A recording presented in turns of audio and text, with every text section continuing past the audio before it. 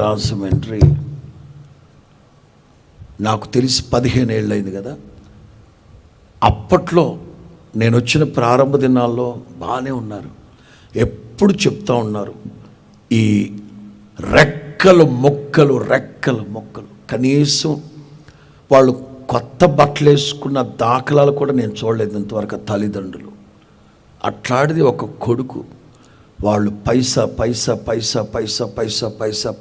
కూడగట్టి ఒక స్థలం తీసుకుందాం వ్యాపారానికంటే రమారమి 40 లక్షల రూపాయలు క్రికెట్ బెట్టింగ్లో పోగొట్టేశాడు.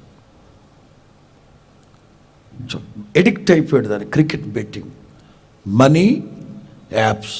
చెప్తున్నాను కదా, ఒక మనిషి నాశనం అయిపోవాలంటే సినిమా హాల్కి వెళ్ళక్కర్లేదు, క్లబ్బులకి వెళ్ళక్కర్లేదు, ఇంకా తప్పు. ఈ చేతిలో సెల్ ఫోన్ ఉందా చాలిక.